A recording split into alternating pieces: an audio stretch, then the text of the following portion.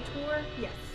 Okay, my next tour going out is at 2 o'clock. And how long would be the tour? About an hour and a half to an hour and 45 minutes. Oh, okay. Hour and a half. Yeah. Could you? Yeah, why not? Okay, can I see both your IDs, please? Thank you. Is that like outdoor things? Do I need to bring my Yeah, bag? so it's going to be outdoor walking about a mile with stairs in and out at a very like leisure pace. It's not going to be anything crazy. So do we need a jacket or something? No.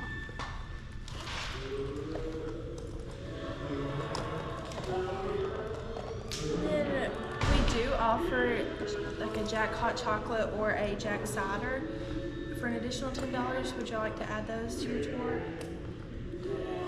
Yeah, why not? Okay, do you want to do the cider or the hot chocolate?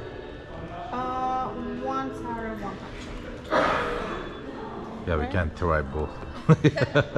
Then that total will be $90. Do you want to do cash or card? Card. The left wrist, this is for the tasting included.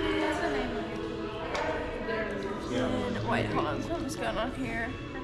Can you try to tap the card? Sure. I don't think it. Now with this tour, y'all get a complimentary hot chocolate or a hot cider. Both are made with Tennessee Fire, which is a cinnamon liqueur. Then if I can see you right, this is for the cider and hot chocolate. Y'all picked those up on one of the first stops of the tour. And then at 2 o'clock, the double doors at the back right beside that antique truck is where you'll meet your tour guide.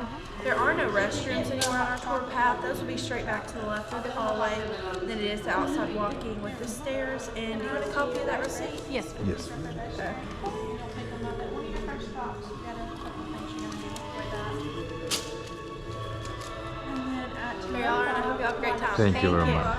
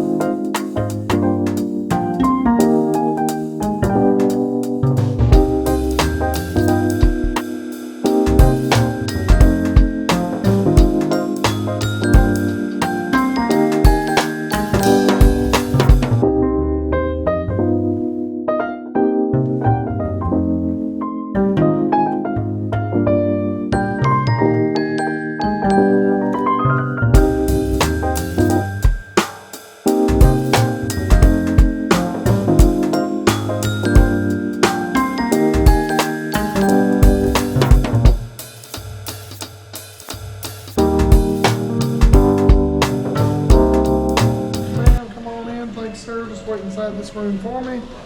4, thank y'all. 5, 1, 6, 7, 8. We'll be on the next one, man. You're on 205. You'll be a person welcome to the Jack Daniel Distillery. How's everybody doing? Good. Good. Ready for a little whiskey too? Yeah. All right, we'll have that at the end just because you got to stick with me to get there, so see how that works. We're going to go out here and show you how to make all the good stuff though until we get to that point. We'll go through the distillery. We're going to be mostly all outdoors for this tour today. We've got flights of stairs. We're going up and down all throughout. Timing will be gone about 1 hour and 45 minutes. So that being said, there's no restrooms on this tour. That would be the time before we head on out of here, okay? We're going to go out here and offer you a quick photo first. That is just you and who you came here with today if you'd like. After that, we're going to get on the bus and they'll give us a ride up to where we'll start. So, y'all follow me?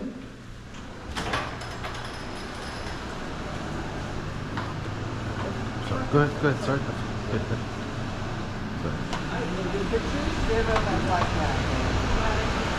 To the top of the hill, you're welcome, where we're going to get things started. So, making the ride up, just want to go over a couple things. Is this anybody's first time here at Jack today? First time here for anybody? Yeah. All right, welcome back to y'all. Come back to see us. Biggest rule I got today, I don't think I'm going to have too much trouble keeping up with 10 of you, but we're just going to stay together as we go through the distillery today. Pictures, you can take all you want to. A couple places you can't, I'll let you know when that time comes. This, of course, is a smoke-free facility in campus because we make a flammable liquid. So, no cigarettes, e-cigarettes, or smokeless chewing tobacco while we're out here today, and that should help take care of all of us. So, every drop of Jack that goes around the globe comes from right here. We make it, bottle it, ship it out all from here in Moore County, Lynchburg, Tennessee. Second smallest county in the state by square mileage, third smallest in population. There's around 6,800 of us here in the whole county.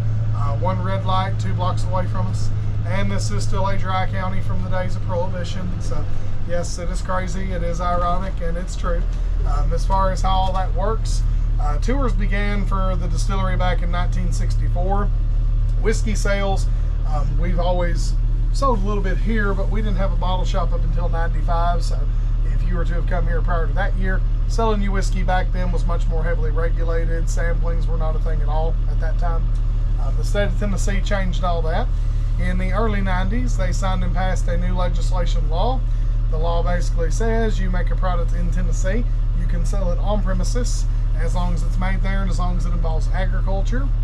And to make whiskey, we have to use grain. So there is the loophole to the agricultural legislation law. Whiskey you can buy only with us inside the visitor center now. Sampling tours we've been doing for almost about 13 years. And today there's a few stores around that sell some beer and some wine. That all falls underneath our county beer board itself. We got moonshine in town. Same rules apply to them as does to us. Just no bars or liquor stores here, but we've got the whole world supply of Jack Daniels. So there you go. And all the things else Jack besides whiskey. We don't keep inside the building, which is why you didn't see that if you were looking around for it. Everything else besides whiskey is all kept 2 blocks away on the town square of Lynchburg. That is Lynchburg Hardware and General Store. On that town square is where you'll find everything else around it, restaurants and other stuff to check out if you get time, of course. Lynchburg itself's been here now and established for over 200 years. For the county, it's been a little over 150 years now. We'll get a little bit more into history and talks about how all this works and how we came to be here and all that as we go too. So the tour we're going on today, it's going to be a little different as far as the order we talk about things. We've been making whiskey in this spot for almost 150 years. And 150 years ago, they didn't know we were going to bring y'all through here and give tours one day. So we had to convert this to be a tour path back in the 60s, and we did it. We just couldn't make it go in a timeline or chronological order. So we're going to talk about a lot of stuff. I think it'll make more sense to you by the end when we're done. And when you leave, you'll know how to make a little bit of Jack too. So in advance, you're welcome on that. Later on, towards the end of this tour, we're going to go through a barrel house. You've got one up there on that hill to your left. So barrel houses are what we build to hold full barrels so they can sit inside to mature. That is 7 stories tall, holding about 20,000 barrels of Jack, 53 gallons to a barrel. That's right over 1 million gallons of whiskey sitting right there. We have 97 of those in total, spread within a 5-mile radius of this place all over this county. Number 98 is being built right now as we speak. And that's because a few of y'all out there might be doing a good job for us. So if any of you are those people, we appreciate your support. Thank you. Our entire operation here at Jack is made up of right over about 800 employees. And on the first Friday of each month, Jack gives all of us a pint bottle of Old Number 7 along with our paycheck. Everybody here knows that day is Good Friday. So that's about the only day of the whole month we got a good solid attendance that works good for all of us here too on that day. So there you go. So as we go today, if y'all got questions, feel free to ask as we go. I'll do the best I can to answer anything you got. As far as making our whiskey here, Jack Daniel himself came to this spot, came in this hollow over 100 years ago to make whiskey because of the water source. Same source of water we still use to make that same whiskey today. But he came here after he got kind of more established. He already learned how to make whiskey and got started a few miles south of here before he came to where we're at. But on that separate location is where he learned a few things of whiskey making, and he brought all that stuff here with him, of course, too. So we're going to get into that. All right, y'all. Make sure you have everything you came on board with, please. Watch your step, follow me. Thank you, Johnny. Have a good one, sir. Thank you. Thanks, sir.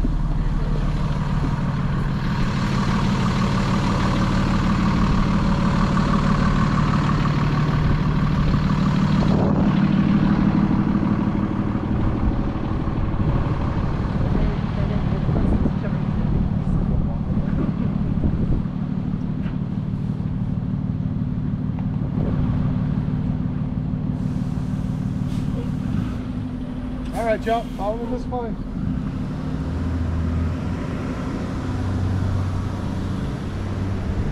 All right, folks, so like I was telling you, we're going to go about this a little differently with our order. Our first step in the process, as far as what we're going to make our way down to see, is where we actually make charcoal, which might sound a little different from the start here. So, like I said, we're making the whiskey the same way Jack did. So we take every drop of whiskey we make, and we drip it through 10 feet of hard sugar maple charcoal, all drop at a time.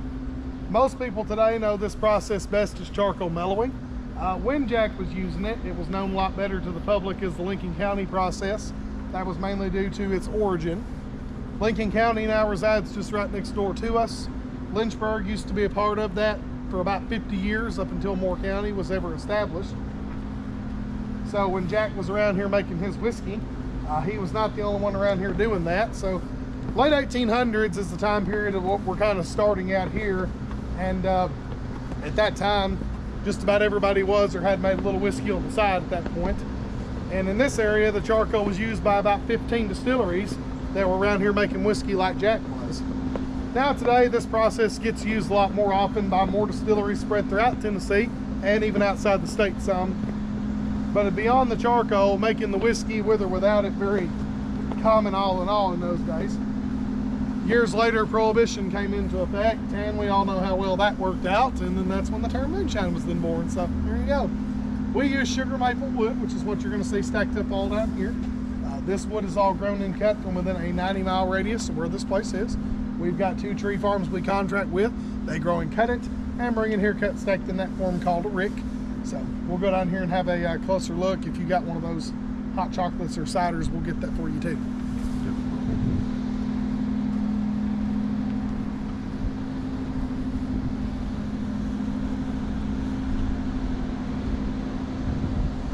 It's huge.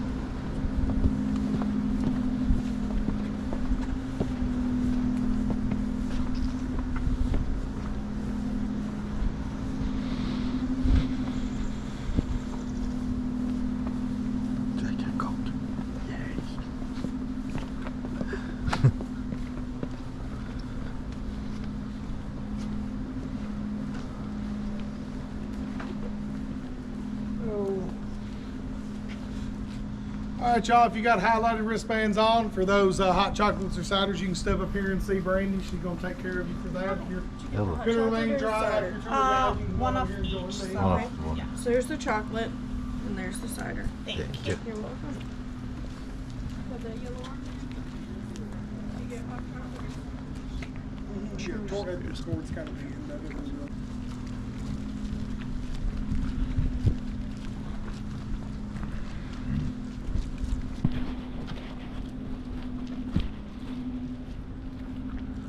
So when we actually make charcoal up here, this isn't something that we do daily. We don't do this just for tourists to see. Some people get to see this happening, some don't. It's very rare. when you do get to catch a burn actually taking place, because it's done as needed, we get our sugar maple brought in, and it's going to be left to sit out here in season at least 6 months. We take 4 ricks at a time. We stack those underneath one of the big furnace hoods like you see them, light the fire in the center after we spray it down with accelerant.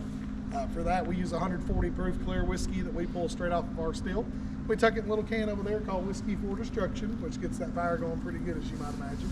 So from start to finish, it takes about 2 hours total to get what we want, but we'll go up here and see what that looks like.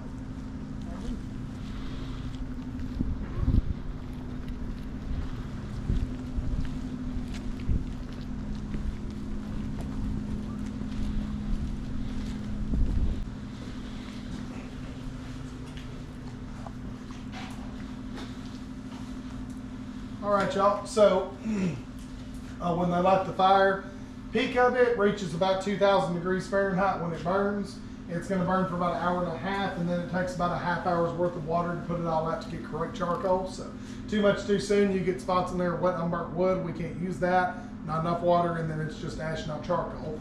Final product comes out anywhere between like golf ball and gravel size. That is correct charcoal, but that's too big. Whiskey's not going to go through those big pieces. It just goes around it. So they have to take these full bins of charcoal to a separate room that we've got next door. We feed all this through a machine that grinds it all up, gets it to kind of more like pea gravel-like size like that. We take and pack that 10 feet deep in our vats, and then we start feeding our clear whiskey through it, all drop at a time. So this extra step we take, this is why Jack Daniel's is called Tennessee whiskey and not bourbon whiskey. Prime difference of where you get those two titles all has to do with this. When that clear whiskey goes in, it comes out the same way it was put in. So charcoal is the filter. Like everything else that's going in, it's not giving, it's taken away. Filtering out corn oils, fatty acids. This is what makes our whiskey all sipping smooth. So we do this for a couple reasons. Traditionally, you have to be Tennessee whiskey. And two, more importantly, we do this because it's how Jack did it. We've been making this brand of whiskey for 158 years. It's been made the same from day one till today. The difference nowadays is that we're just making a heck of a lot more of it, and that's about it. So as far as what we get, it takes a total of 4 burns, 16 ricks to make 10 feet of charcoal for each vat we've got. We get a whole year's use out of that 10 feet of charcoal before we have to replace it. We ship the old off to a separate company. They take and dry it out, bag it up, turn it into your smoking pellets and briquettes that you have seen or purchased in the grilling section. So yes, what you have bought or used, you've used some of this product that comes here too. It's not marketing, it comes from here. So one thing you don't need if you buy our stuff is lighter fluid. We've got all you need already right inside. So pre-soaked charcoal, you're welcome. We have 0% of waste here for our entire operation. We go through a lot of time and effort to make that possible because we go through a lot of things here. We'll talk about grains and barrels and all that good stuff as we go. But anybody got any questions about anything? All right, y'all. We'll see those big vats with the charcoal in them a little bit later. I've also got my own little whiskey for destruction here. So what you're going to do, if you'll just come on by and we'll head out this doorway, you'll just hold your hands or hand out as you come by. I'll give you little sprints of this. It's your hand. I can't tell you what you can and can't do with it when you go and lick it. Come on up, y'all. There you go. I'll just hang out right out here. Little whiff, little lick, whatever you like to.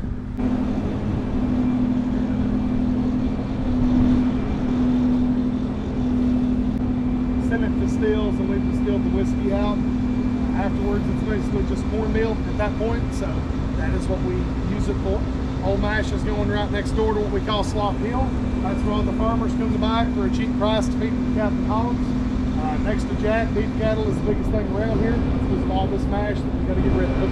Now, and what's as far as percentages, so if we're making old number 7, in the vat it would be 80% corn, 12% malted barley, 8% rye.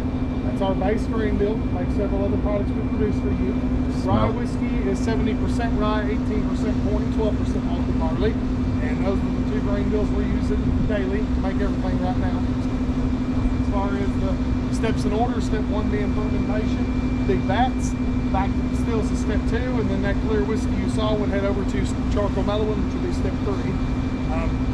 I know one particular question we normally get asked here about 9 out of 10 times, and maybe you've noticed it by now, maybe you haven't. If you look around, you're going to notice like a black film or residue on everything around here.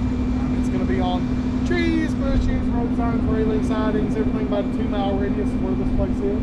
What this is called by technical term is microflora. It's an enzyme that attaches itself to the alcohol vapors that are in the air. And as you're learning today, we have quite a few of these vapors in our air because this is where all the Jack Daniels in the world is being made.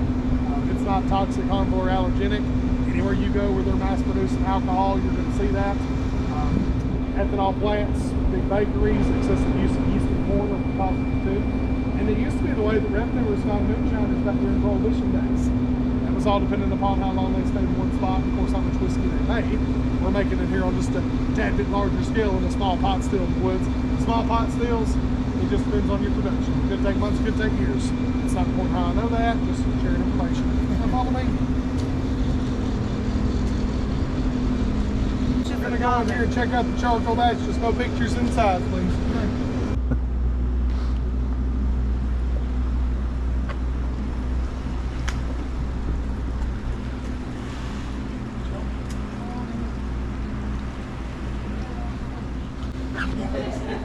No, we go through a little small portion of that area.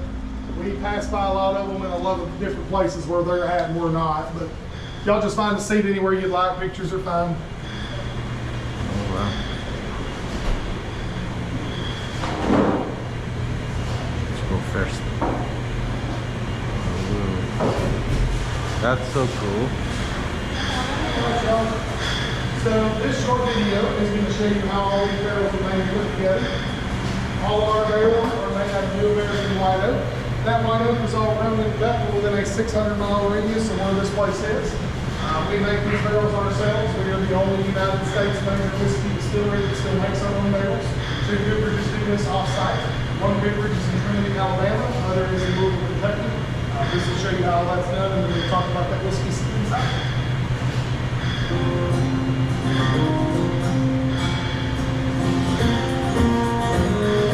Here at Jack Daniel's, we don't put our whiskey in barrels. We entrust it to you.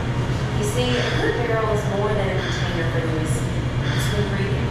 All the whiskey's color and a good part of its flavor are drawn from the barrel. That's why we go to the extra effort to make our own, crafted from American white oak. The rough staves are cut from the trunk and left to season in the open air. The simple seasoning of the wood prepares the oak to contribute to the character of the whiskey. Next, the staves are carefully planed, cupped on one side, and the joints cut at a slight angle. Now the stake here in the barrel will lead, giving the angels more than their fair share. Now the staves go on to the barrel raisers. Yep, barrels are raised, not built. The cooper fits together by hand staves of different widths, like puzzle pieces, 33 staves to a barrel. A seasoned barrel maker will raise 250 barrels a day. Now it's time for toasting, the crucial step to crafting a barrel that will impart the greatest flavor. Toasting releases most of the flavor locked inside the wood, such as our distinctive vanilla accent. Our barrel is now ready to roll up and charge on its fire.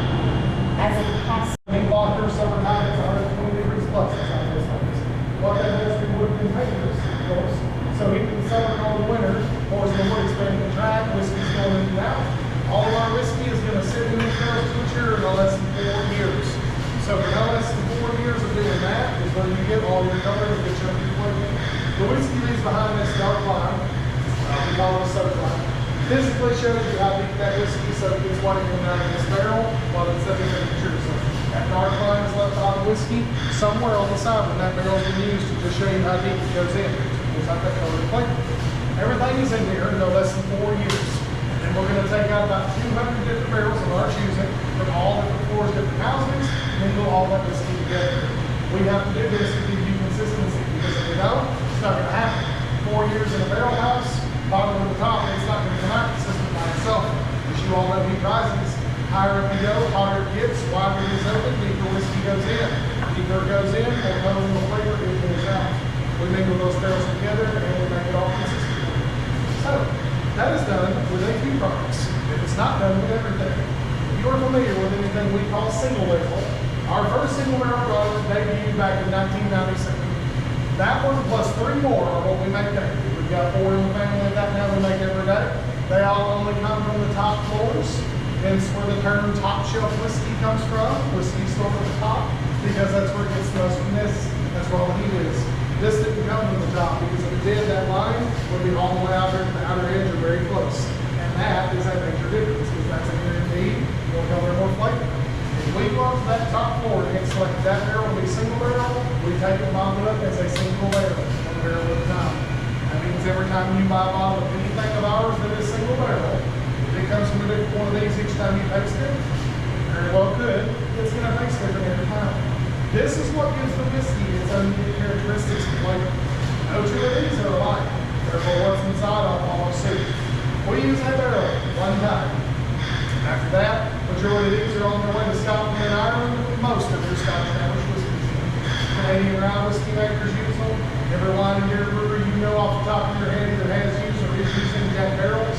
Rum companies like Bacardi, Louisiana Hot Sauce Company, Tabasco spends 3 years in one of these. Folks, we disperse these barrels like we do your whiskey around the world.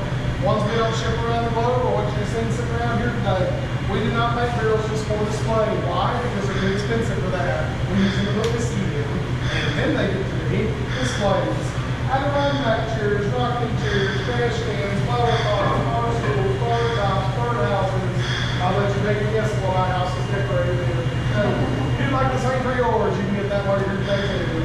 That's all thing. We just think about it.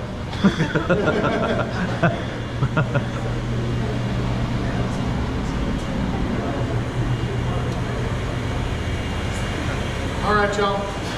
So when we go down this hallway, we'll talk about these plaques that are hanging up in just a minute. But down this hall is our active bottling line that bottles up all of our single barrel products that we do. So pictures are fine. Come on in, you'll see some people. First thing we do on it is hand place those neck bands on every bottle of single barrel. That's what you're going to see right around the corner here. Right. Oh.